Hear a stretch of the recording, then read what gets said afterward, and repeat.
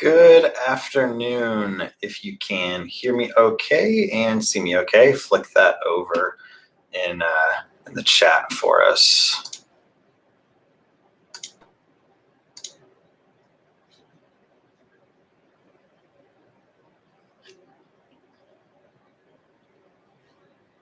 If you guys can hear me all right, flick it over in chat for me, please.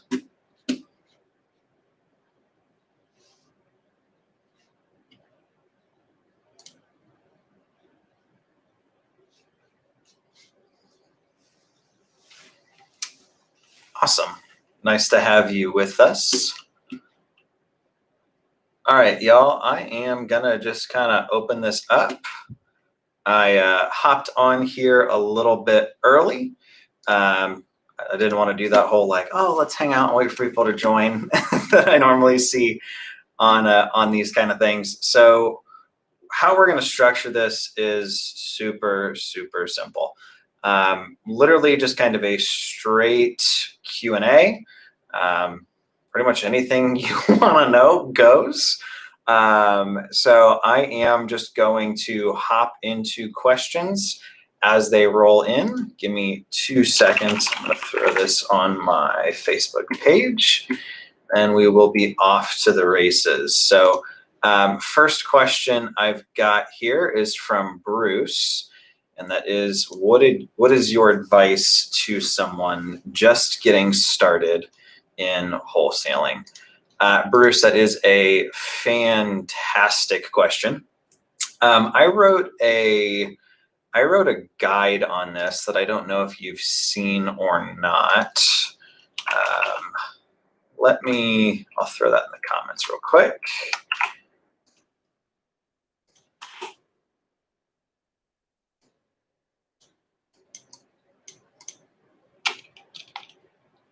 So this is kind of just a like overview of the process, and then my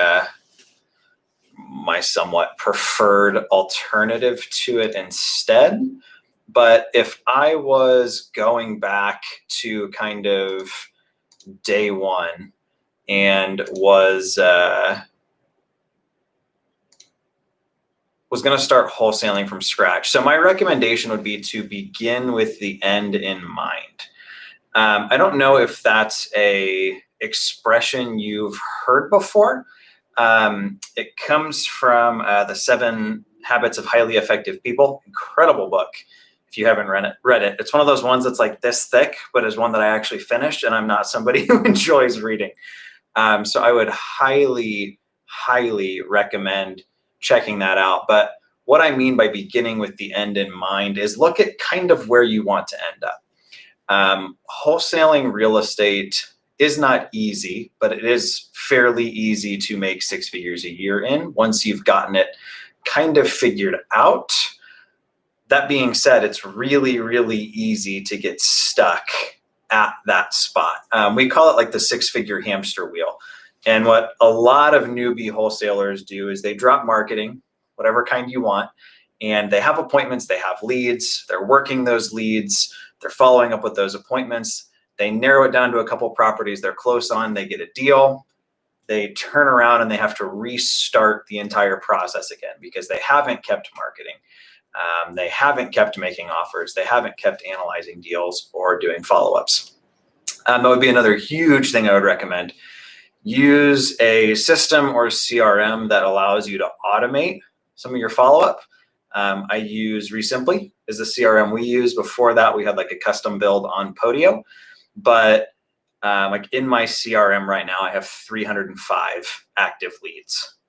I have a horrible memory. So there's no way I'm going to remember what was going on with person number 272, whereas the system can kind of have some of those pieces automated. So that would be really my recommendation, is look at it from like, do you want to just do kind of the like solopreneur, kind of hustle piece and do some deals? If so, like totally respectable, totally cool. Way better way to make a living, in my opinion, than having a day job. Also a little bit more work, a little bit more risk and all of that. But my goal was always to build a business that could run without my day-to-day involvement. So I live in San Diego right now, and my staff are doing deals in Indianapolis on properties that I've never seen with sellers that I've never talked to. That was my goal. So, begin with kind of the end in mind and know where you want to end up. It's a lot easier to scale in that direction if you, from day one, are looking at, okay, what are the roles? What are the tasks? Who should my first hire be? Who should the next hire be? That kind of stuff. If you're not somebody who's done a ton of leadership like me, I like building things. I didn't realize that meant that I had to like lead a team and inspire people and kind of get them all on the same page, everything like that. Highly recommend listening to Extreme Ownership. It's Jocko Willink and his business partner. Great book on that. So hopefully that helps for you, Bruce. Next question I've got is Carlos Pena. How often do you use PropStream? Daily, man. So we use it as a data source for some lists, but then I have like a multi-market, we buy houses. It's like an organic SEO company that to be honest, playing with. And we use it to analyze all of their deals, run comps on all of those. So it's literally a tool I'm in constantly, like literally today. So yeah, happy to answer any more questions on that.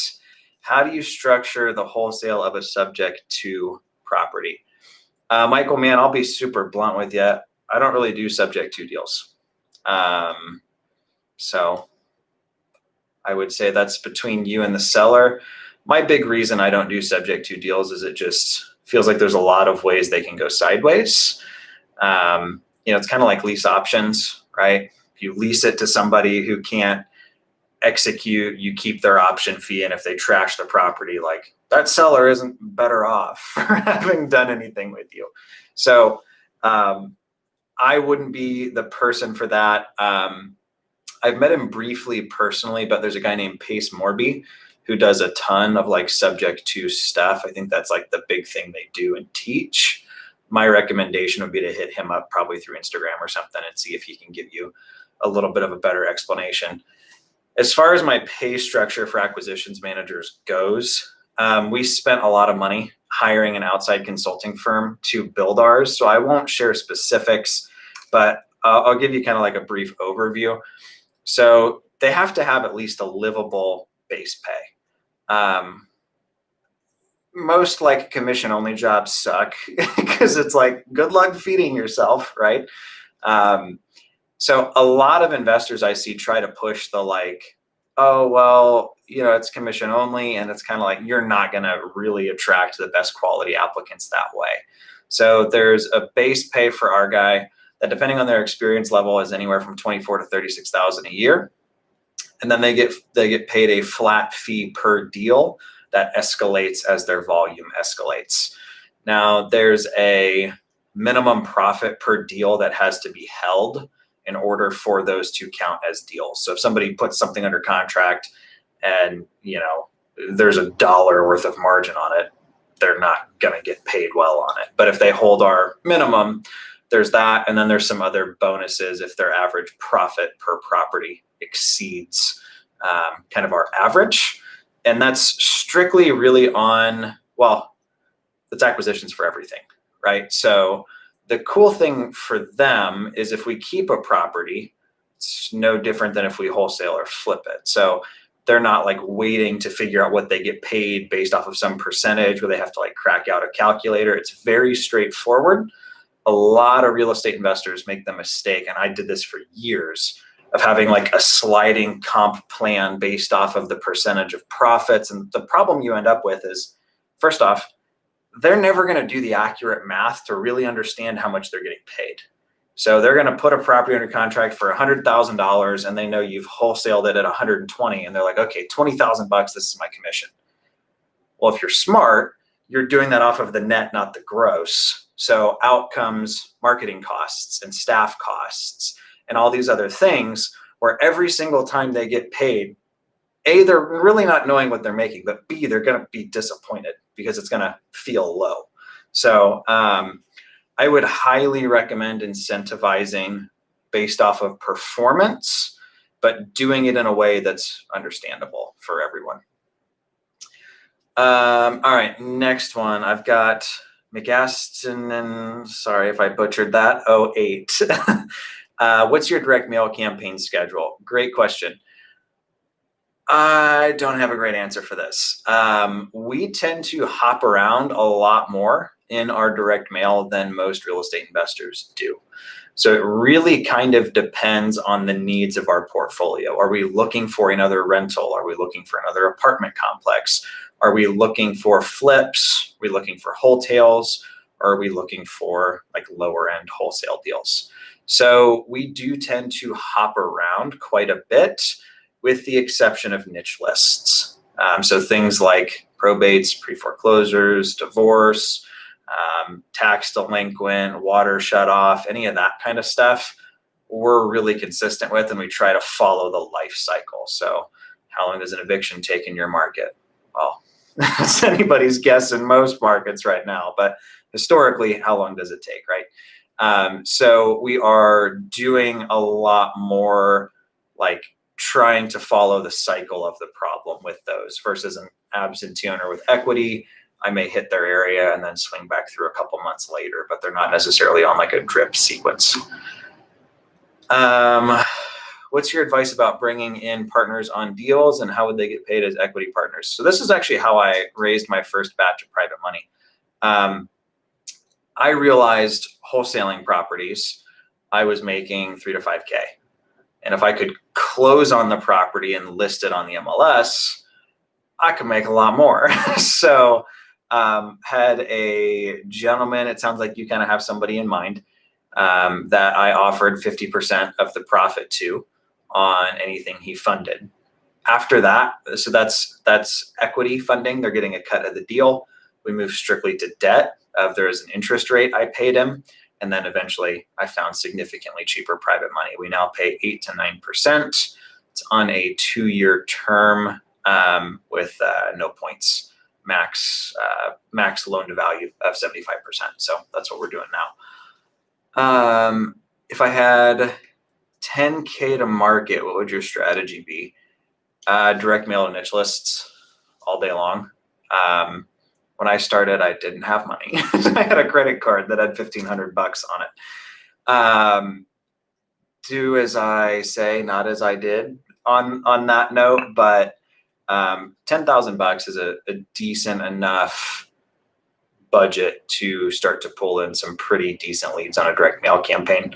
I would probably go the most niche you can. So finding, divorce, probate, pre-foreclosure, that kind of stuff. But I would also include an absentee owners just with equity in that budget.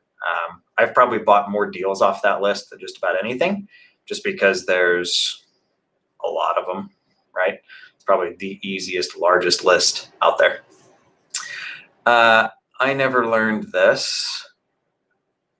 Your username checks out. That's funny, just because it's followed by a question.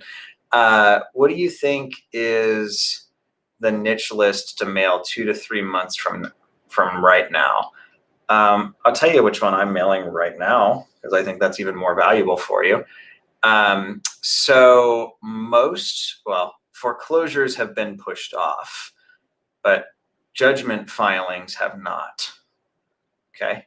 So everybody who's not getting caught up on their mortgage right now, they're starting to become a paper trail for that. So Liz Pendens, pre-foreclosure, that kind of stuff. So if there is a wave of foreclosures coming, which I think our government will try to do everything they can to avoid that, but that's where I would start to be looking at, because they like gave people months off, but now they like want it all at once. It's like a balloon, right? So that's something we are focusing on. Tiago asks, what is the difference between finding off-market small multi versus single family?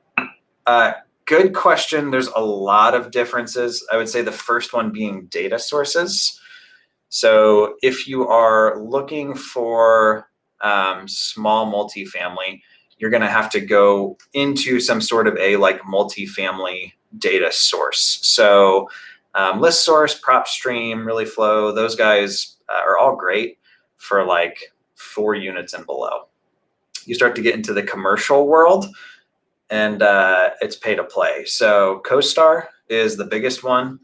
I think they're like $5,000 to have access for a year in a particular market. And the alternative to that is a group called Yardi, Yardi Matrix Express. They were what we used. I have a friend who works for them, so I got a bit of a price break. But you're going to have to get into a better data source than just like list source, unfortunately. All right, Matthew Hip. Any tips on finding hedge fund buyers? Yeah, super easy. Well, not super easy, but super doable.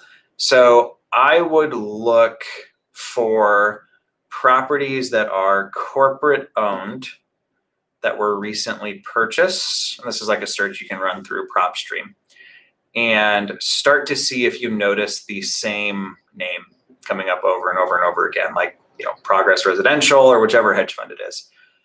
Most of these have a like realtor that's kind of like the gatekeeper that you kind of have to go through.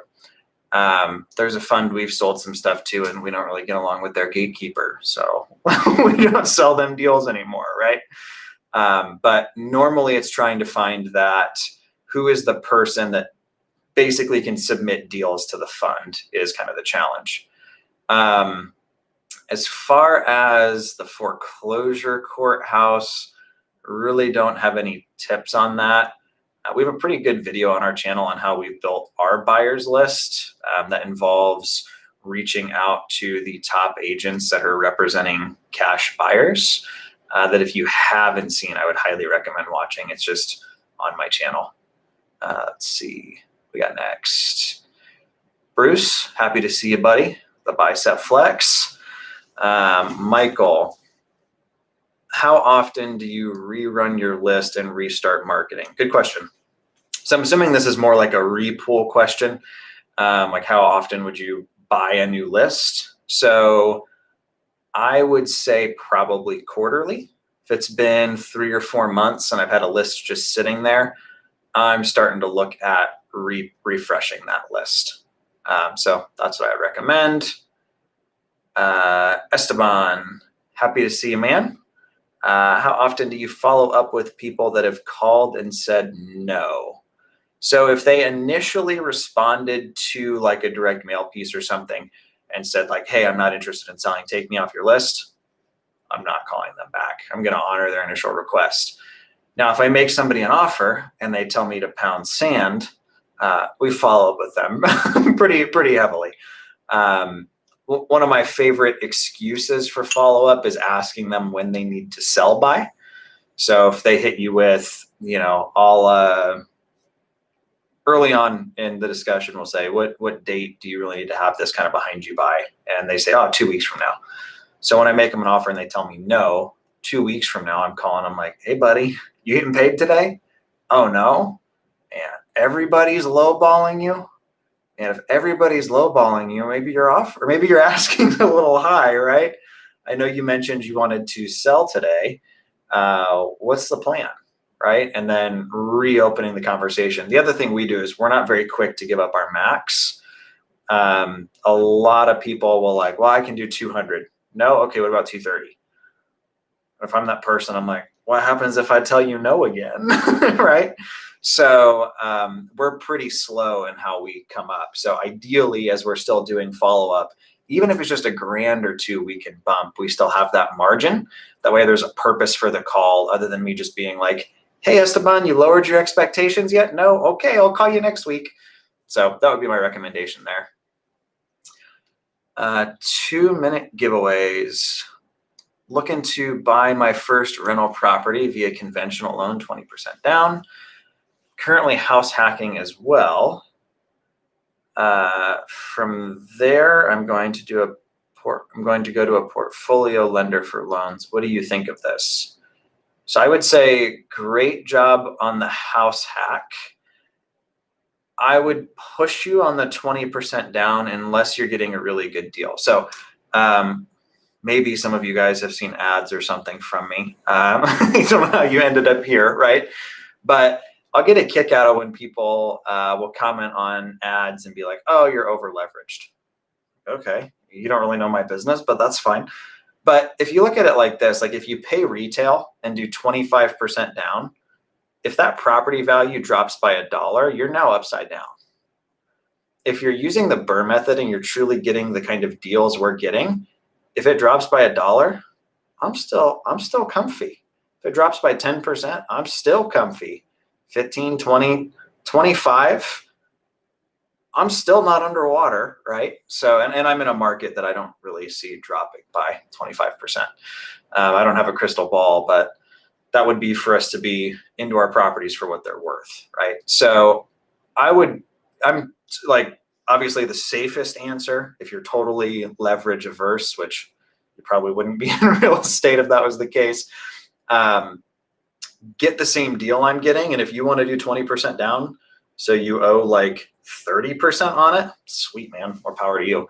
But that would kind of be my thing. Like, you know, going conventional is totally fine. You'll get a really good rate, but the important thing is making sure you get a good deal.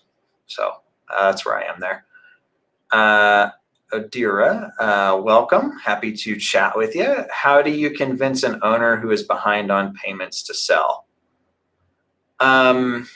So this is an interesting question. So a lot of the times people who need to sell put it off until the 11th hour, right? They're like, I'm not 3 months behind. It's fine. I have plenty of time, right? Like they're the people pretending that the foreclosure, they're the person who can't get caught up on a forbearance right now. And they're like, oh, well, foreclosures aren't happening.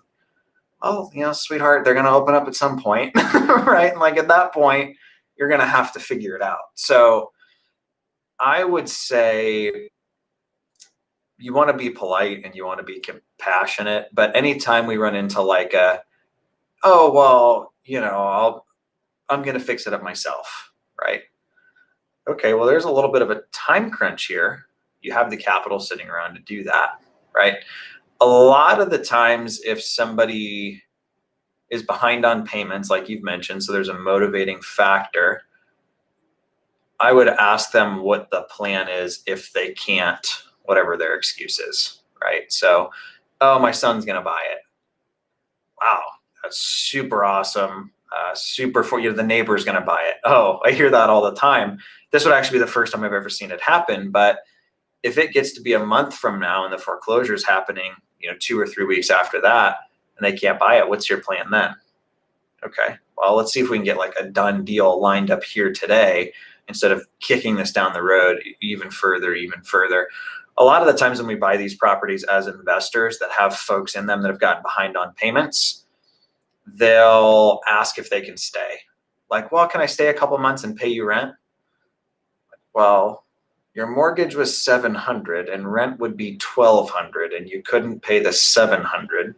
So like, not trying to be rude, Mr. and Mrs. Seller, but it doesn't seem like it would pencil, right? So that's just another thing that we've seen with those. William Still, any suggestions or advice on getting contracts for purchase and assignment agreement? I'm in Arizona. So there's tons of free ones online, man. I would recommend grabbing one of those like free templates and then having an Arizona attorney look it over, because there may be state specific language that isn't provided for in that contract. And you want to also make sure that it complies with like local laws. Like a contract could actually be illegal in your state if it doesn't have the correct provisions or if it has provisions that are illegal. So that's kind of my like cover my own rear answer, but that's what I always recommend. If you get a template from somewhere, have your own legal counsel review it. All right, Ernesto. What resources in terms of coaching or programs did you get a lot of value from that you suggest others pursue? Great question, man. So I'm not somebody who's shy about spending money to learn things. A friend of mine landed a brand deal with Airbnb. Acquaintance, right? Instagram friend. And I was like, oh, brand deals, that sounds interesting. So I shot him a message and I was like, hey, do you do any consulting? I'm curious how you would structure something like this. And he was like, yeah, I do. It's, $5,000 for 4 hours. And I was like, somebody who just landed a brand deal with Airbnb, he's not in real estate, but his various ventures he has, they're pulling in 7 figures a month. I was like, yeah, that's worth it to me. From the actual real estate standpoint, there really actually wasn't a ton of coaching or programs that I went for or that I went through. John Martinez's sales training was one that I went through. I think it's fairly decent. So if you're brand new and don't know how to talk to sellers, that could be something you look into. Did a lot of bigger pockets early on. King of dumb questions was me. You can go back and find my original posts of I'm 20 and have no money. What do I do? Right? Fortunately, people weren't rude, right? They actually gave me some constructive thoughts. As far as programs I've bought that I've really liked though,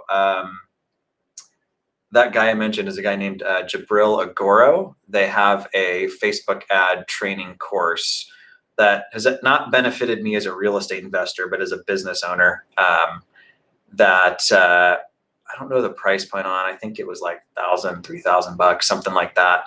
That really gave me kind of a basic understanding of how Facebook works. I'd highly recommend that one. On the productivity side, a friend of mine, Greg Helbeck, who did several videos with me that you may have seen, has a course on productivity that I would highly recommend you check out if you're somebody like me that can waste a day pretty easily. He's got a pretty interesting system that he's come up with and used, and he's also a successful real estate investor. So it's really all I've got on that front. Most of the other ones that I've gotten a lot of value out of are high dollar masterminds.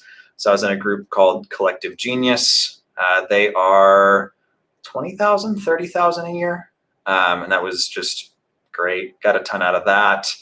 I'm in one now that's called the Multipliers. It's a men's group of guys that are in real estate. So those are some higher ticket items. Most of those though do have pre-qualifiers. I think Collective Genius, you've got to own at least 50 rental properties or be doing 50 to 100 deals a year. Multipliers, you have to be making at least $1 million a year. So there's some pre-qualifiers on some of those. Daniel just bought a duplex in Indianapolis. Hey man, welcome to my stomping ground. Planning on doing the BRRRR method. Who should I reach out to for the refinance? You can talk to Patrick Morrissey of Centier Bank on the northwest side. So that's who we've used for some stuff. Crane Credit Union actually does stuff for a lot of guys in Indy, but that's more in your personal name kind of stuff. But I would start with those. Ivan, last time I was on a call with you, you said you were working on getting on the radio. Were you able to get on that? And what is your progress with it? I'm in the process of negotiations now. I'm where you're at, man. Radio stations in Indianapolis are expensive as all get out. My buddy, Chris Arnold, who walked me through how to do it, my stations are coming in about 10 times the price point that he wants, or that it makes sense to have it at. So we tried kind of with COVID going on, getting in there, but it hasn't happened yet. So if/when it happens, we'll let you know. What would be the best way for a new investor to start working with you /call porter, etc.? MJ, my recommendation, honestly, interact with us on YouTube, Instagram, and just use us as a resource.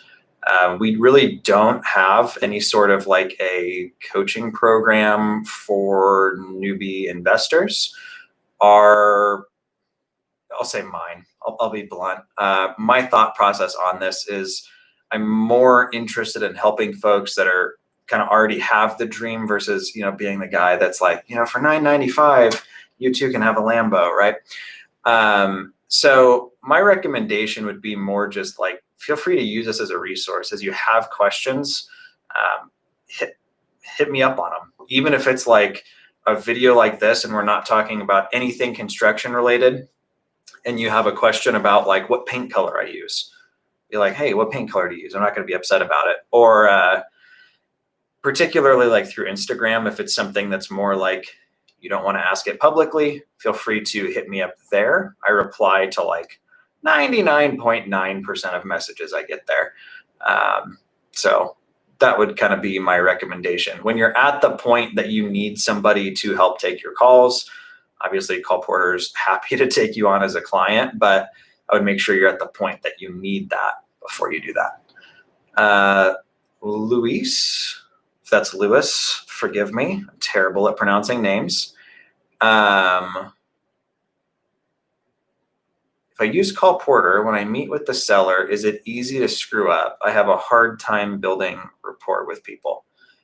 So I wouldn't think so much of rapport as like this like artsy, flowery, like henceforth, what is your vision? It's really much more like, what can you tell me about the situation?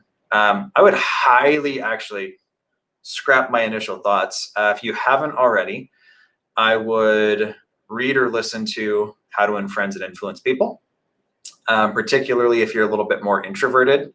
That literally gives you like the basics, like make eye contact, smile, that kind of stuff. So I would recommend starting there. They're not going to do like negotiations for you or make your offer. So like you do have to be able to have a conversation with someone, but my approach isn't the like, well, I can only buy 2 houses today. Is it going to be yours? Like, I think that's BS. Our approach is much more like, in order for you and I to come to terms, this is where I would need to be. Or, hey, knowing your property needs kind of this work done to it, what do you think is a fair selling price? I always try to get them to give me a number first. But it's honestly like, you're gonna mess up leads. We still to this day mess up leads as we're hiring new people, training people. Somebody who's been with us for a long time has a bad day, right? In our local Indianapolis business. I mean, we're constantly just learning and trying new things. So I wouldn't so much think of it as like did I screw it up? Because there's really no like science to it. At the end of the day, did you attempt to provide them with the solution they need? And if so, like, the other thing I'd keep in mind, 9 out of 10 people aren't going to be deals typically. So you're going to get told no a lot, but make sure you do your follow-ups would be my thought there. Michael, what do you do after giving an offer that was not liked? All right, so first thing I'll throw out, if they hang up on you, we call them back immediately. Oh my gosh, Michael, I'm so sorry. I think my phone just dropped a call. Right? Like, if you hung up on me, you're like, geez, I feel a little bad, right? Because like, I've taken the responsibility for it. If they won't answer your calls, I would also make sure you're leaving voicemails, and I'd also make sure you're following up with a text, right? So we try not to have we do what we call anchoring. So we're kind of setting the expectation before we make the offer. That way they don't feel like we're just like sucker punching them, right? If they're like, I'd like $1 million, and I'm like, well, I'm at $5, they're gonna be like, oh, no. But if they're like, I'm at $1 million, and it's like a teardown in the hood in rural Indianapolis where properties go for 10,000, be like, wow, how'd you get to that number? Right? Like, what do you know that I don't know?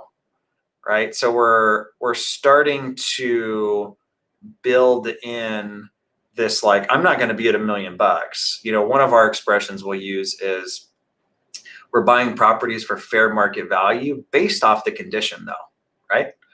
So if your property's not perfect, my offer is not going to be perfect. We'll have sellers, I'm not going to give my house away, or I'm not looking to get lowballed. Like, I wouldn't expect you to give your house away.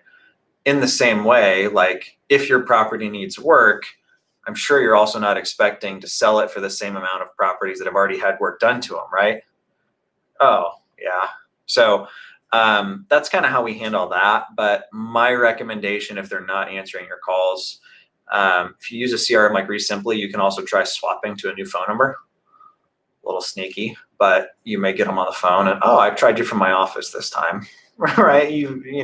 I wouldn't call out that they've been avoiding you, but something like that.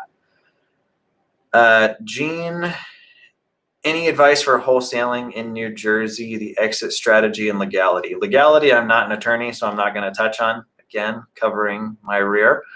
As far as exit strategy, it really comes down to the deal. Your next line is assignments versus double closes. So we normally double close anything that we're going to make more than $10,000 on. But there's not like transfer tax. There's not all these little fees that really eat into that in Indiana.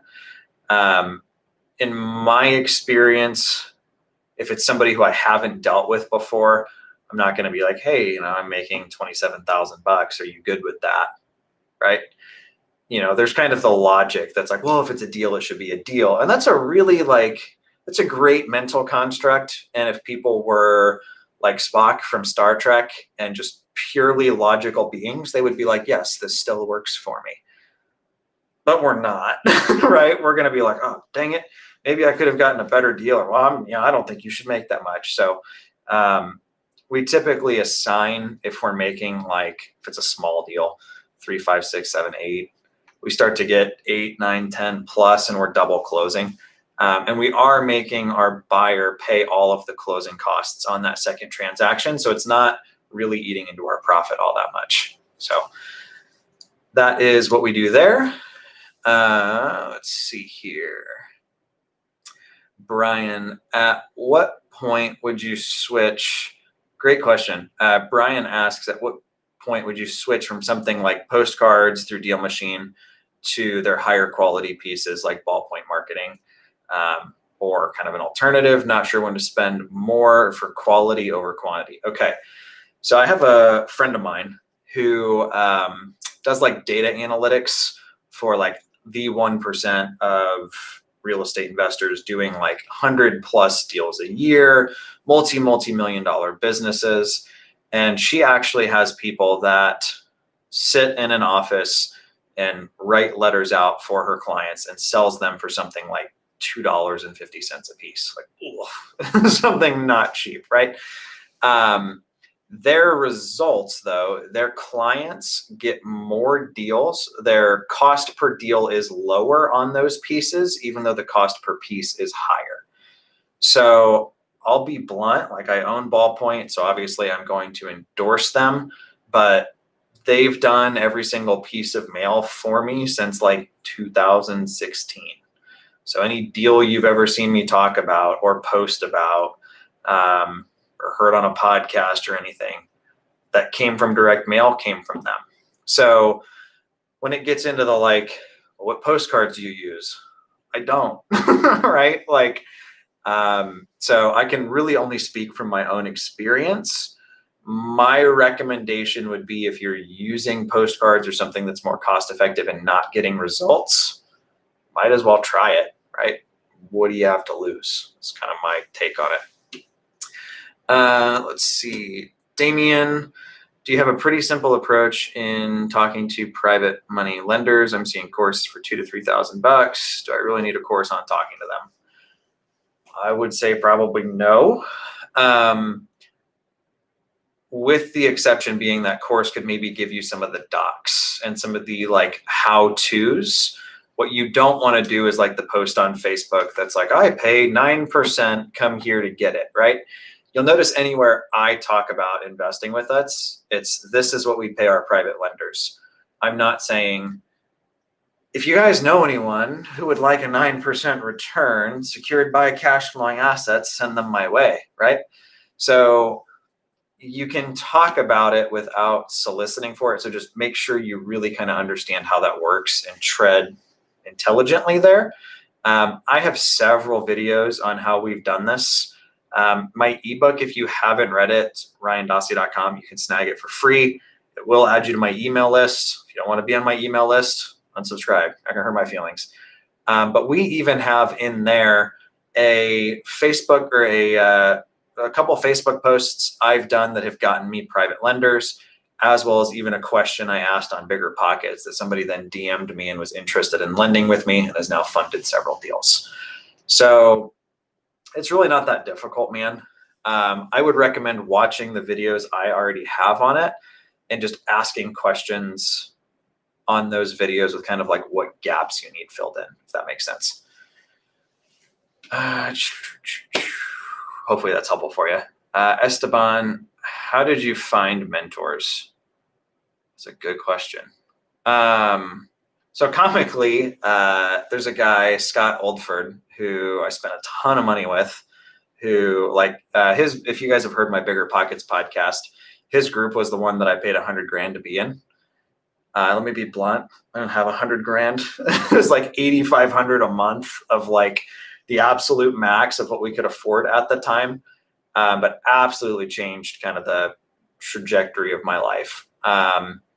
Comically, I found him how a lot of you guys probably found me. Like saw a Facebook ad, heard me on a podcast, reached out, started seeing ads, hopped on a call, like that kind of a thing. I've got another post on like how I pick which masterminds to join, video on YouTube you can watch, but I would just say look for people that are uniquely successful in their niche and just reach out to them. Now, if it's somebody, like us, for instance, we have a mastermind for investors that are going direct to seller, but there's prerequisites to be in that. If you're not kind of at the level where that makes sense, happy to answer questions for you all day long. We actually run a free Slack group that you're in, that I respond to like anything that comes up in there. I would say like, you want to be respectful of their time. Like if it's somebody like Damien mentioned, somebody has a course on private money. If you reach out to them and you're like, how do you raise private money? They're like, well, I have this thing over here that I built to answer this question, because that's probably why they did it. Somebody was asking them that question a lot. That's where you should go. So like with Scott, for instance, that's where I went, right? But with my buddy who got the brand deal, doesn't talk about that, doesn't offer stuff on it. And I was like, hey, I don't think you do any like one-on-one calls, but what would that cost me? What would that look like? So my big thing is I'm looking for people that are uniquely successful in their field. So I'll give you guys a perfect example. There's a guy on YouTube who you've probably seen. His name is Graham Stephen. He's got like 2 million subscribers. Car guy, similar to myself, also in real estate, similar to myself. So when I decided I wanted to build a YouTube channel, I was like, yo, Graham, what do you charge for consulting? And it wasn't even Graham. Somebody on his team was like, here's a course for, I think it was like $300. And I was like, okay, cool. Bought it, went through it, got some good tips. If you were like on my channel back in the old like self-shot GoPro video days, we've up-leveled things a little bit. It was super helpful, but I still had questions. So I was like, okay, after I did this course, hey, this was great. I've gotten some results off of it. Super appreciate it. What are my next steps? And they were like, oh, we do a Zoom call that you can be on. There's 2 Zoom calls a week. It's like $100 a month. What? So for $100 a month, I can be on 8 calls with somebody who has 2 million followers on a platform I'm trying to build. That makes a lot of sense, right? So, and I'll be blunt, if there had been another 0 on that, or if it had been $2,500 a month, I probably still would have done it, because I'm looking for people that are uniquely successful in their field to learn from. It's kind of like if you want money advice, you don't ask your broke friends, you ask your rich ones, right? Like, so that's my answer there. Brian Wolf, do you burr with your profits from wholesaling or do you use private money for the purchases? Private money. Now, obviously, profits from wholesaling goes into other operational costs, right? We do all of our property management in-house. We have a project manager on-house. We have a leasing agent in-house. We have a admin in-house. We have acquisitions. We have dispositions. Like my payroll's not cheap. I think I won't give you guys that number. You don't need to know how much I pay my staff. But like anytime you're building a large rental portfolio, it makes sense to have a transactional business that goes alongside with that. So I view our wholesaling and flipping as like, that's kind of our now cash, that's operating, that's marketing, that's, the Viper needs new tires, money. Whereas I view my buy and hold portfolio as like, that's my retirement plan. That's all my stuff I'm building for the future. So I do really think it makes sense to have those two business models together under one roof. But no, our purchase, our rehab, and typically even our holding costs are funded by our private lender because we're getting such good deals. So that's what we're doing there. Malachi, love that name. It's my nephew's name. So I tried to get TLO and they turned me down. Yep. So TLO has what's called regulated data. It's like a credit bureau level data. We have it because we have a permissible use and that we're using it for fraud prevention. I'm not using it for marketing. So, for instance, Malachi, if I was like, I want to call him and see if he wants to sell his house, and I went and threw your name into my TLO account, they'll come through and audit my account and be like, why did you search this person? And if I can't prove that you are permissible use, I've lost my account. There's potentially fines and things of that nature. My recommendation for skip tracing would be Skip Genie, followed by batch skip tracing. So that's who I am using and spending my money with for marketing anyway.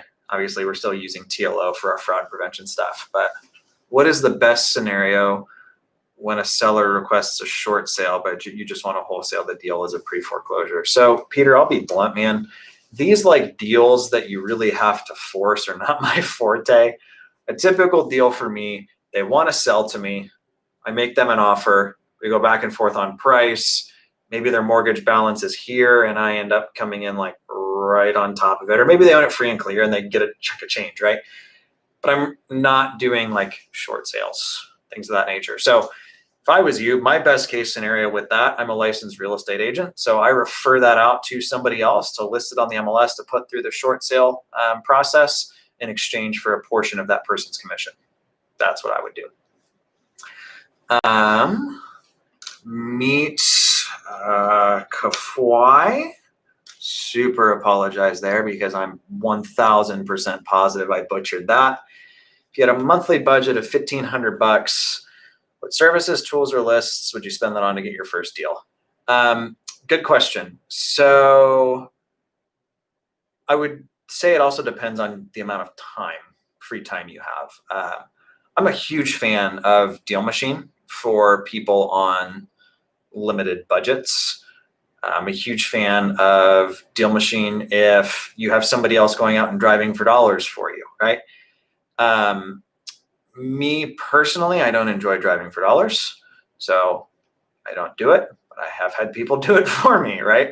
So $1,500, I would either be using Deal Machine or I would be pulling niche lists through PropStream and sending them direct mail or skip tracing and cold calling, depending on just your preference. You can cold call a list and direct mail the list and you'll get totally different responses out of it from totally different people. So that would be my recommendation. I wouldn't so much get caught up in the like, oh, well, you need these 12 tools. Like, get in front of people and have conversations, and whatever tools facilitate that for you, great. I have a page with all of the tools that I use.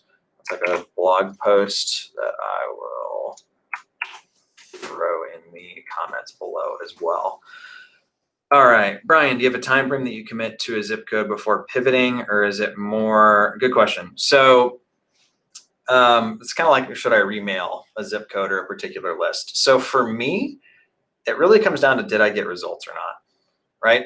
If I mail a list and it just like pops off, right? Having conversations, I'm making offers, I'm putting stuff under contract. I mean, I'm gonna try that again, right? I don't know any of your guys' any of your guys' hob- hobbies, hobbies and habits I was mixing. But if you've ever gone fishing, if you go somewhere and you fish and you catch something, well, I'm gonna go back to that spot, right? Like maybe I'm by like the fish house, right? You can tell I don't fish very often, but I used to as a kid. And if I was catching something, I'd keep going back to that kind of same spot. Um, if you mail an area and it goes well and you mail it again and it kind of falls flat, I may go somewhere else for a month or two before I come back. It really depends what I'm looking for. If that particular list, like there's a particular list I won't give you guys because there's people in India on this call that I'm targeting that's roughly 7,000 people. I want to be in front of these people every single month, like clockwork, no matter what. So it doesn't matter if that list doesn't go well, I'm going to remail it because I want to be in front of those people every single month. So hopefully that helps for you. If you guys haven't already, shameless plug part of the call, be sure to like and subscribe. As I mentioned, we are on YouTube, trying to find more people on YouTube. So appreciate you guys doing that if you haven't already. Malachi, I have a deal going on right now. BC side pulled out last minute. I need to sign the AB side to sign an extension. Would you lie to the seller? Hey, we'll pay you $1,500 if you sign. So it really just depends, I think, what conversation you've had with them up to this point. I would never lie. Just not how I want to do business. I decided long ago I wanted my business model to be blameless, right? I didn't want to have to like, oh, I really screwed those people over. Like, I hope they don't find out. Now, I mean, if you did the whole like, hey, I have various partners I'm working with thing that like most wholesalers do, I think it's perfectly reasonable to be like, hey, the partner I was going to close this deal with ended up backing out last minute due to whatever their reason was, right? Oh, we're concerned about the market for COVID or whatever, right?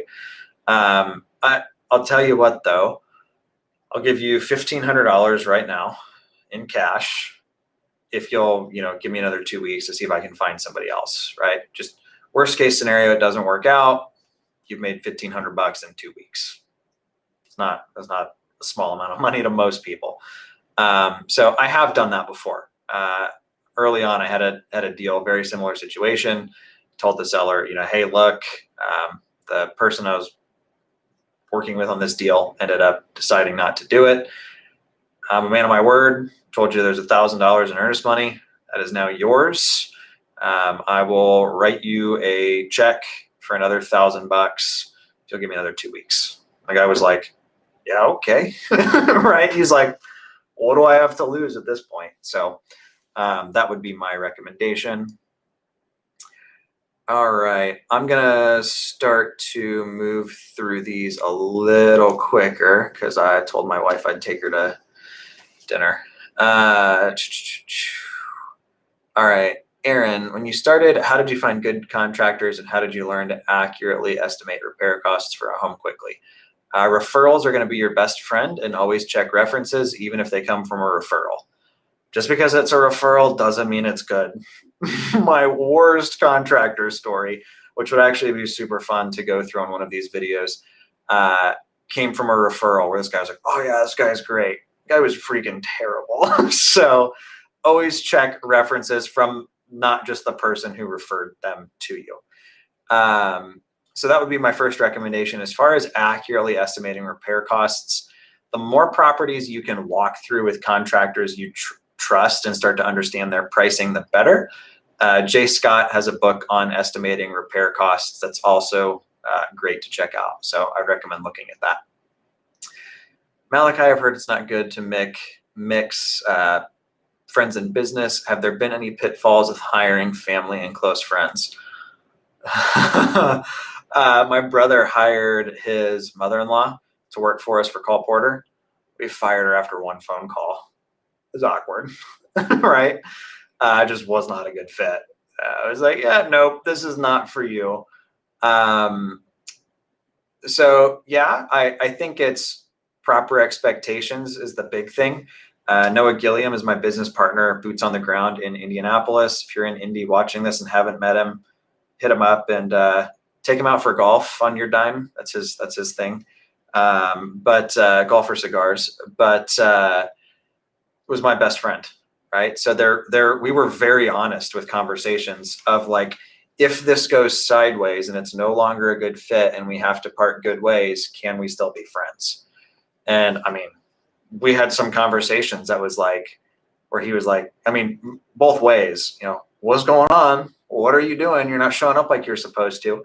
Him on me as an owner and me on, him as our boots on the ground. So if you can have difficult conversations with that person, it could potentially work out, would be my feedback. Let's see. When you're doing your flips in Indy, any suggestions for getting low cost materials? Daniel, I would reach out to Noah on that. I'll be blunt. I don't really oversee that piece anymore. So I honestly couldn't tell you where we're getting materials from. So is what it is. But I would reach out to Noah on Instagram. It's pretty easy to find that way. DeAndre skip trace service, batchskiptracing.com or Skip Genie is who I'd recommend. What negatives do you see having a real estate license as a full-time investor? Oh, you get to wait for a video for next week because I'm doing a should you get licensed video. There's not many negatives is the nutshell. I've been licensed for years and haven't had any problems. Brian, what do you think percentage of wholesales versus buy and hold deals over the last 3 months? So personally, we haven't kept any new properties. I don't know that we've bought a new rental this year yet, actually. Reason for that, I'll be blunt. When you're building a rental portfolio quickly, you have to finish things before you can go buy more, right? Everybody likes the excitement of like, oh, I bought another rental. That's like the easy social media post. But the construction was finished on time, at budget. The property has now been rented and we're now in the refinance piece. That's what separates the boys from the men. So we got a little off balance where we had more properties than we could handle construction on. So that kind of like slowed us down a little bit. And then we hired a property manager who was god awful. And then we weren't filling vacants for a little bit. So that slowed us down again. So that's kind of where we're at. I would say realistically, we'll probably be back to buying rentals by Q4 this year, my goal. So obviously not a fun decision. I would way rather keep buying rentals, but like you have to look at what the business needs. And we've had properties that I've been like, dang, I really want to keep this one, but I know we're still behind on construction. So me adding another rental to the turn list is not wise. So that's part of just, I think, running a business with wisdom. It's kind of, if I'm being blunt, but good question. Sam, just started building my brand and ordered my first mailers. Congrats, man. Should I add testimonials on my Carrot site? If you've got them, heck yeah. I mean, that's what that's there for. People want to know what kind of experience they're going to have before they have it. So absolutely, I would throw stuff on there. Bruce, how's the Viper? Getting a new engine in it actually today. So should have it back, I think July 7th is when they said everything will be put back together. So I'm itching to get it back. The V6 Dodge Charger they gave me as a loaner doesn't quite scratch the same itch. So definitely looking forward to having it back. All right. I'm going to call Malachi's last thing our last questions. We've got a couple more here we'll go through, and then we'll call this a wraps. Matt says, I'm doing a couple flips per year. What's been the biggest variable that has allowed you to start to scale? Finding good deals, man. I'll be blunt. Like when COVID hit, I don't know how you guys were feeling about it. I was kind of like, what does this mean? Right? Like, I've never been told that I can't go outside before. I was very, very thankful that I have the skill of finding opportunities for people that have money. So we didn't really lose much sleep. Actually, from a business perspective, I won't get into it on this one, but we did fine. It didn't really affect us. But if you're able to find properties at 65, 75 cents on the dollar all in, it gets really easy to start to pull in extra private money if you need it, or attract private money if that's your hang up, or, start to have a crew on payroll because you have the work pushed out for them. So that would be my biggest piece of advice. I can't imagine flipping properties from other wholesalers. I was going to do a video this week analyzing a wholesaler's deal, but I know all the wholesalers in Indiana, and I was like, I'm not trying to piss anyone off of me putting out a video of like, this guy's deals suck. So I didn't. Malachi, I have an AM who bought 10-bed multifamily deal, and now my private money team wants to make him. I have an acquisitions manager who bought a 10-bed multifamily deal, and now my private money lender wants to make him a 35% partner in the business. He's made over $20,000 in commissions. Is that wise? I don't have enough backstory to answer that question for you. So, I mean, if he's sourcing off-market large multifamily deals, it's probably somebody you want to hang on to, but I don't feel like I have enough detail to answer that for you, man. G Glover, where would you buy for rentals? It's totally up to you. The reason I buy in Indiana, I lived there for 5 years and set up the team while I was there. I didn't look at a map and be like, oh, this town looks nice. I also like St. Louis. I also like Louisville. I also like Nashville. I also like Des Moines. Notice most of mine are Midwestern, probably because I grew up in the Midwest and I just understand those markets really well. So I would say kind of a personal question for me, it's more about do you have family or somebody there that can check on properties? And then what does your appetite look like for traveling there, right? I typically recommend people invest somewhere that they can drive to. Hour and a half, 2 hours away. If I was in San Diego and trying to buy properties in Indianapolis without a team, it'd be super frustrating. So that's my thought. Esteban, thanks for the Q&A. Absolutely. Yeah. Let me guys, you guys let me know below if this is something you'd like us to get in the habit of doing on a weekly basis. I try to put out 3 videos a week. So if you guys prefer that or prefer more like the Q&A style, just let us know and we can start to make that pivot. I'm also working on a better camera for these, so that'll be nice. Sergeant Snake Eyes, man, I wish I knew some of your guys' names. Do you just use the same purchase agreement template written by your lawyer for all offers you make and swap out the address, etc.? Yep. So it's a fillable PDF uploaded into our CRM.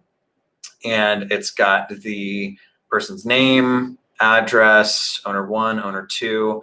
And we do have an other provisions where I can add anything extra. So, if there's a Ferrari in the garage I want, I can be includes the Ferrari in the garage. Hasn't happened yet, but I'm optimistic. So yeah, I would recommend having an other provisions, just that way you can get anything extra in there that you need in there.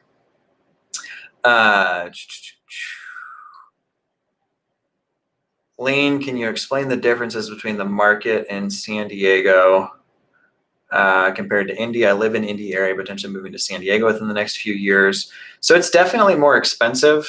I would say the play here appears to be more rent it out and let a tenant pay it off and benefit off of the appreciation. And then, nobody who bought and has kept property from 20 years ago in San Diego is upset right now. Are you going to cash flow a ton? Probably not really. So you may need to look into more niche rental strategies, group homes, Airbnbs, student rentals, group home, renting by the bedroom, like some of that kind of stuff in order to be able to cash flow. If we were going to be staying here, which we're not, my wife got orders from the Navy, we're moving to Florida. But if we were going to stay here, I would have house hacked duplex. So that's something I would highly recommend if you're coming here. The area I live in right now is Hillcrest. It's right by Balboa Park. I'm 5-10 minutes from the beach, downtown. Tons of incredible restaurants. Love the area. I can give you more on that if you have more questions on that. Just shoot me an email or something. My team does. So I ran all of my Facebook ads until about a month ago. I have somebody else who's doing it, but I'm not at liberty to share their info because I have an NDA. My biggest recommendation is what you just did. Asking people whose ads you're impressed with. Yo, hook a brother up. That's way better than you going out and because there's tons of people that are like ad agencies. I went through a couple people that I was better at it than them. And I was like, I'm not trying to hire someone and spend money to have it be done worse than I could do it. So that would be my recommendation there.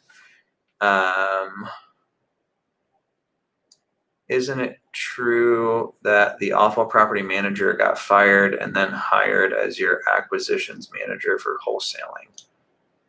No, that's not true. Our property manager no longer works with us. We had a guy who was over construction who's now in acquisitions, who his first month did 6 deals. So it was the right person, wrong seat on the bus. Super, super pleased with him. So we'll always, if somebody's not a good fit in a role, we'll look to move them to something else. But you also got to know when it's somebody's time to get off the bus. So, all right.